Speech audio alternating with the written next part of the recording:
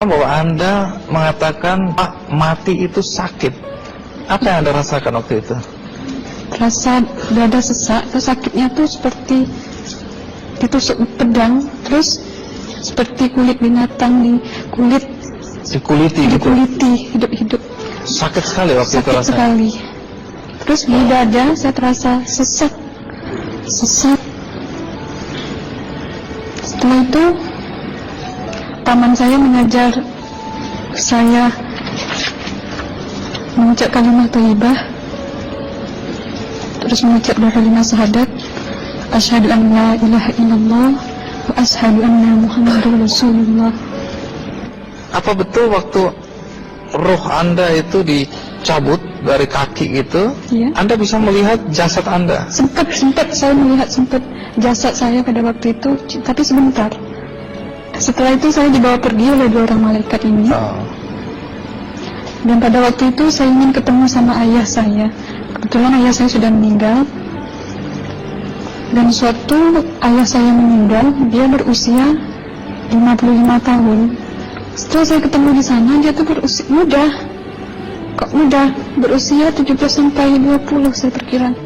Anda sempat ngobrol dengan ayah? Sempat. Apa yang Anda sampaikan? Waktu itu ayah nangis. Ayah saya bilang, kenapa kamu kesini nak? Pulanglah, di rumah tidak ada orang. Kasihan buat ibumu dan adik-adikmu. Tidak ayah, janjiku sama Allah sudah sampai. Dan pada waktu itu ayah saya menangis.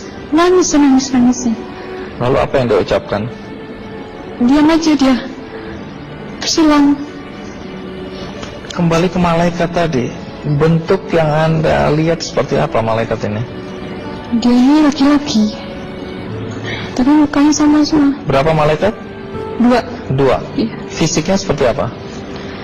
Seperti berserban, berpakaian ihram, mukanya sama. Wajahnya seperti apa? Wajahnya sulit saya gambarkan. Yang jelas dia ini sama, dua-dua itu sama rupanya. Apakah ada ucapan dari dua sosok yang Anda anggap malaikat itu? Ada. Apa kata mereka? Waktu itu saya mengalami perjalanan spiritual. Saya disoal oleh malaikat itu dengan sebutan Ma ayyutuka, siapa Tuhanmu? Katanya. Waktu itu roh saya menjawab, Tuhanku adalah Allah. Siapa pemimpinmu? Pemimpinku adalah Nabi Muhammad Sallallahu Alaihi Wasallam. Mana kiblatku adalah Ka'bah. Siapa kedua orang tuamu? Siapa saudara maramu? Terus saya diperjalankan. Setelah itu kedua orang malaikat ini memimpin tangan kiri saya, membawa saya ke satu tempat, menduduki saya di sebuah kursi. Pada waktu itu kursinya tuh empuk, mungkin latan busanya ya, cantik. Terus di sana saya duduk di sebelah kanan saya ada tiba-tiba berwujud seorang perempuan. Dia mengaku Amal. Kamu siapa? Kata saya, aku adalah amalmu semasa kamu hidup di atas dunia. Dan selama kamu di sini, saya akan menemanimu sampai yaumul akhir, itu katanya. Dan pada waktu itu saya melihat perempuan-perempuan solehah berpakaian muslimah, berkerudung, mencium pipi kanan, pipi kiri. Mungkin salam perkenalan pertama waktu menduduki di situ. Setelah itu saya dihijrahkan lagi, dibawa oleh dua orang malaikat ini lagi, melihat dosa-dosa besar ya. Di sana saya diperlihatkan ada seorang laki-laki memikul besi di bahunya. Saya perkirakan besi itu mungkin beratnya tuh berton kali ya. Berat sekali ya? Berat sekali. Terus dia berjalan nggak sampai ke tujuannya, berlumuran darah nanah, baunya na'udzubillah misalnya. Bajunya tuh sobek-sobek. Waktu itu saya disaksikan oleh Amal. Saya tanya kepada Amal, Ruh tanya sama Amal, wahai amalku, dosa apakah yang manusia ini lakukan sewaktu ia hidup di atas dunia? Amal menjawab pada waktu itu, sewaktu manusia ini di atas dunia, dia ini adalah menyantet orang, menemuh orang, sehingga dia berjalan nggak sampai yaumul akhir katanya. Yang kedua, saya melihat ada seorang laki-laki saling bunuh-membunuh. Sebentar kayak gitu lagi. Suatu manusia ini hidup di atas dunia, dia adalah seorang pembunuh, hingga dia tidak mau bertanggung jawab terhadap orang yang dibunuhnya. Terus yang ketiga, saya melihat ada seorang laki-laki dihujam kemaluannya pakai besi panas, timah panas itu ya, hingga menembus. Waktu itu Roh bilang sama amal, wahai amalku, dosa apakah yang manusia ini hidup di atas dunia? Amal waktu itu menjawab, suatu manusia ini hidup di atas dunia, manusia ini adalah seorang perzina.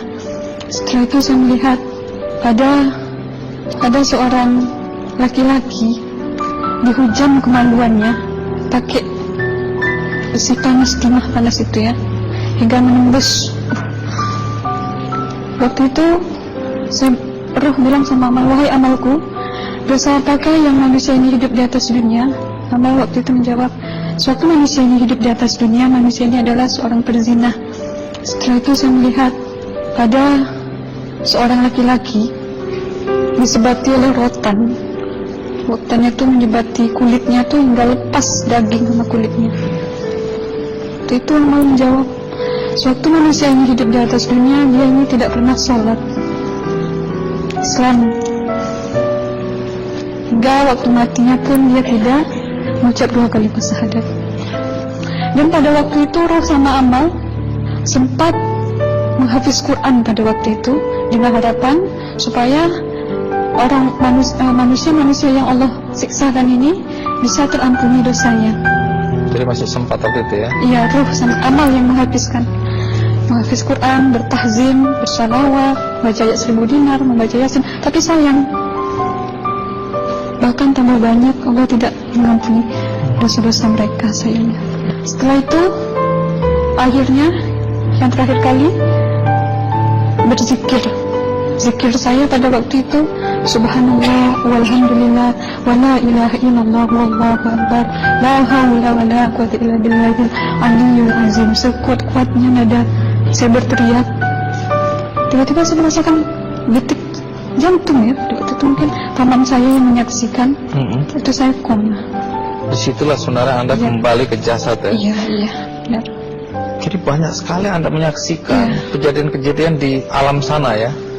Nah, menarik karena waktu kami menghubungin Mbak Aslina, pada dasarnya Mbak Aslina keberatan menceritakan kembali kisahnya. Tapi kalau toh akhirnya Anda mau sampai di sini dan Anda sudah bercerita, apa harapan Anda pada orang-orang yang mendengarkan kisah ini? Ya, harapan saya pertama, ya lebih banyak menyambut puasa ya, lebih banyak mendekat diri aja sama Allah, perbanyakkan amalan soleh, perbanyakkan zikir, perbanyakkan sholawat, baca Quran, dan sebagainya. Itu harapan Anda ya? Iya. Baik, terima kasih Mbak Aslina ya, sudah datang dari Bengkalis untuk menceritakan kisah ini.